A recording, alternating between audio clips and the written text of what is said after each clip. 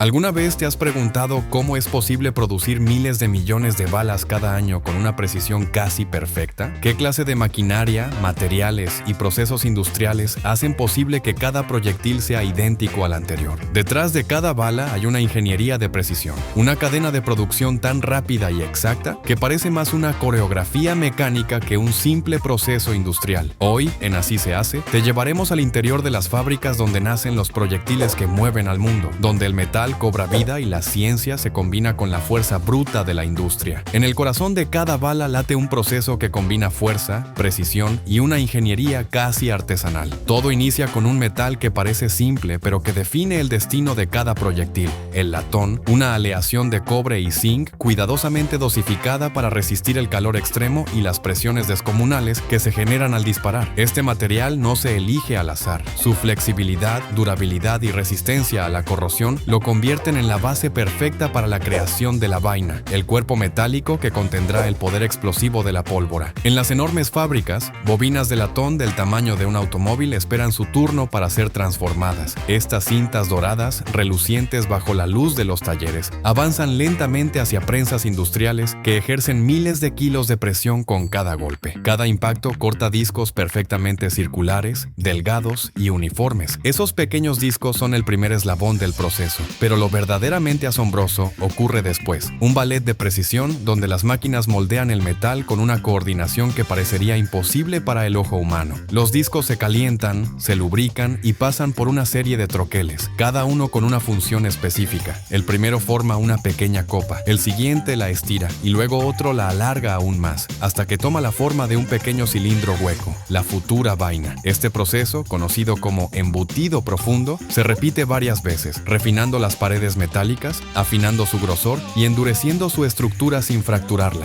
Durante estos pasos, la temperatura, la presión y la velocidad son controladas al milímetro. Una diferencia mínima en cualquiera de esos factores puede deformar el material o alterar su resistencia. La precisión aquí no es solo deseable, es vital. A medida que el metal adopta su nueva forma, cada pieza pasa por un tratamiento térmico que alinea sus moléculas, reforzando el latón para soportar la brutal energía que liberará la pólvora. Luego se enfría lentamente, evitando fisuras microscópicas que podrían comprometer su desempeño. En este punto, la vaina aún carece de su brillo característico, por lo que se somete a un proceso de pulido en tambores rotatorios llenos de diminutas esferas abrasivas que devuelven al metal un acabado limpio, casi espejo. Cada una de estas pequeñas cápsulas metálicas debe ser perfecta. Si una sola presenta una imperfección, una grieta, un grosor desigual o una mínima desviación, puede significar un fallo total en el disparo. Por eso, antes de avanzar, las vainas pasan por sensores ópticos y cámaras de alta resolución que inspeccionan cada curva, cada borde, cada detalle. El margen de error es prácticamente nulo.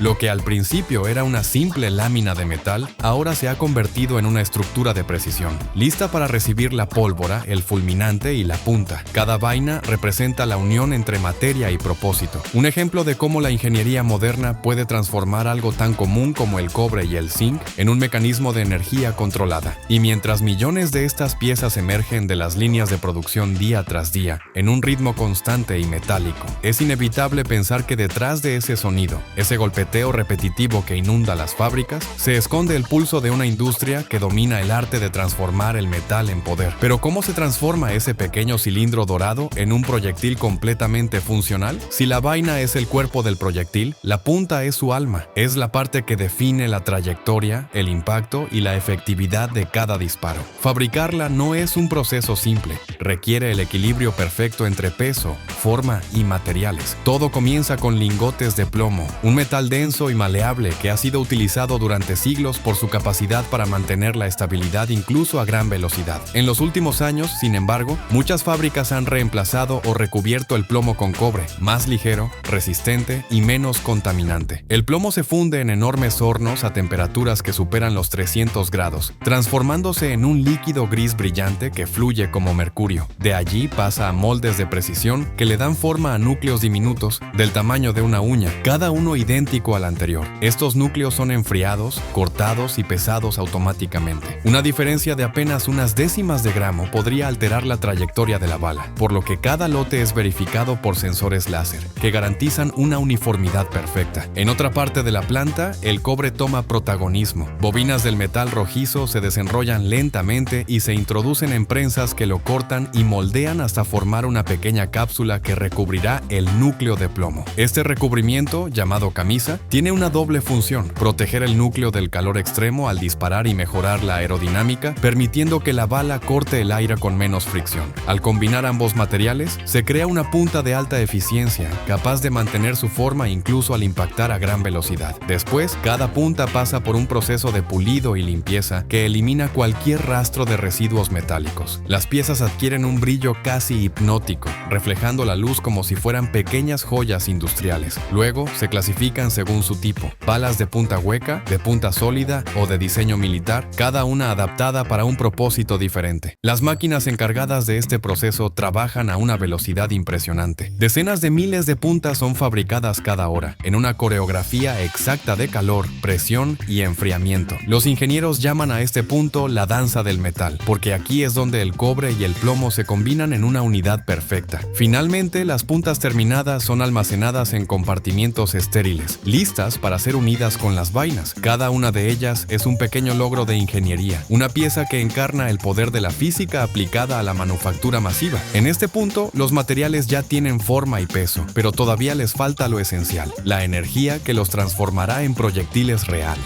Y eso llega con la siguiente fase: la carga y el ensamblaje automatizado, donde la química y la precisión se encuentran cara a cara. Aquí es donde la pieza metálica y la punta se convierten en lo que todos reconocemos: una bala lista para disparar. En enormes líneas continuas, las vainas avanzan sobre rieles metálicos hacia estaciones donde la precisión ya no es suficiente sin una medida exacta de energía. La pólvora, compuesta por nitrocelulosa y otras mezclas propulsoras cuidadosamente formuladas, es dosificada con una exactitud que roza lo obsesivo. Cada carga debe contener la cantidad justa, ni demasiado ni demasiado poco. Esa diferencia mínima decide si la bala tendrá la velocidad prevista, la presión correcta y la seguridad necesaria para no fallar. Los sistemas de llenado son robots de alta velocidad capaces de verter y compactar la carga con tolerancias tan pequeñas que parecen imposibles. Lo que tolera una balanza experimental sería inaceptable aquí. La pólvora cae en el interior de la vaina en una dosis controlada, y sensores de peso verifican instantes después que cada cápsula contiene exactamente lo que debe contener. Si alguna se desvía, un brazo mecánico la retira sin detener la línea, manteniendo el flujo y la seguridad. La inserción del fulminante es otro momento crítico. Ese pequeño detonador químico, diminuto pero esencial, es colocado en la base de la vaina por una máquina que actúa con la delicadeza de un cirujano y la rapidez de una hormiga industriosa. Un error aquí no solo afecta la funcionalidad de la bala, puede representar un riesgo para quien la manipula. Por eso, todo el ensamblaje está rodeado de barreras de seguridad, sensores y procedimientos redundantes. La unión final entre vaina y punta se realiza en prensas de crimpado que cierran y sellan la pieza en cuestión de fracciones de segundo. Al terminar, cada proyectil pasa por estaciones de inspección que miden peso, longitud y sellado. Cámaras de alta resolución y lectores láser comparan las medidas con patrones maestros, rechazando automáticamente lo que no cumple. El resultado es una producción donde la uniformidad no es una meta, sino la única regla posible. Lo más impresionante no es solo la velocidad, sino la sinfonía de control que gobierna todo: química, robótica, visión artificial y controles térmicos sincronizados para que cada bala que salga de la línea tenga el mismo comportamiento que la anterior.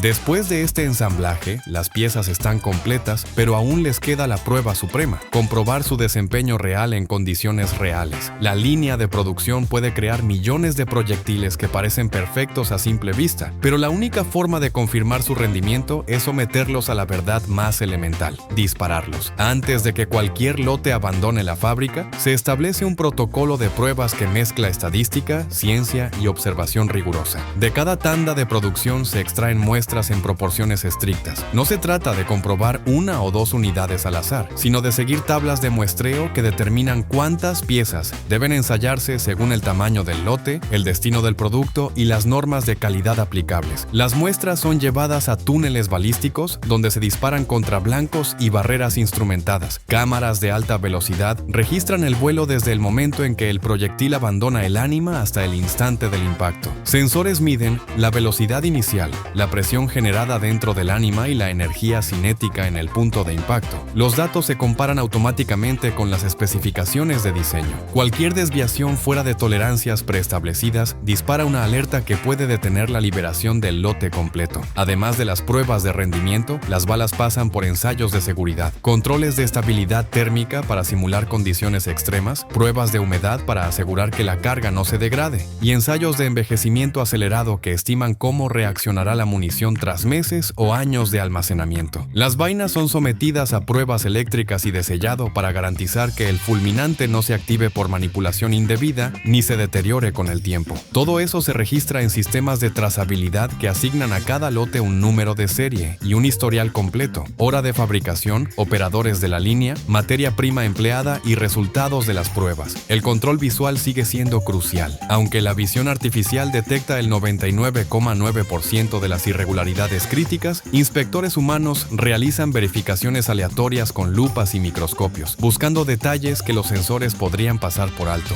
Estos inspectores también validan procesos, calibran máquinas y mantienen la cadena documental que certifica que cada etapa se cumplió según normativa. Cuando un lote supera todas las pruebas, llega el momento del embalaje, una fase que combina funcionalidad y logística. Las cajas se diseñan para proteger el contenido de golpes, humedad y descargas electrostáticas durante el transporte. La cantidad por envase obedece a estándares militares o comerciales. Cajas pequeñas para uso deportivo, embalajes mayores para distribuidores y palés enteros para suministros institucionales. Cada caja recibe etiquetas con códigos legibles por máquina y fichas que detallan el tipo de proyectil, la carga, la velocidad nominal y el número de lote, facilitando la trazabilidad hasta el punto de uso. Finalmente, antes de salir del almacén, los palés pasan por un control de inventario automatizado que verifica que lo producido coincida con lo empaquetado y con las órdenes de salida. La logística se coordina para evitar demoras. En una industria donde la confianza en la uniformidad es la moneda más valiosa, una falla de logística puede significar que munición perfectamente buena quede inutilizable por mal almacenamiento. Así, lo que comenzó como una lámina de metal y unos gramos de compuesto propulsor termina su viaje en cajas que llevan toda la historia de su fabricación y comprobación. La calidad no se presume, se demuestra disparando, midiendo y documentando cada resultado. ¿Listo para conocer la dimensión económica y global de todo esto? En la siguiente sección descubriremos cuántas de estas líneas giran simultáneamente en el mundo y el tamaño real del negocio detrás de la producción masiva. La imagen real de esta industria deja sin aliento cuando la traducimos a números, rutas comerciales y cadenas de suministro. Decenas de millones de piezas fabricadas diariamente, plantas que funcionan las 24 horas, flotas logísticas que transportan metal, compuestos químicos y productos terminados entre continentes. La producción no es un fenómeno aislado, sino una red global donde cada eslabón, desde las minas de cobre y zinc hasta las plantas de recubrimiento y los puertos, juega un papel decisivo. En muchos países, las fábricas se especializan. Algunas dominan la etapa de conformado del latón,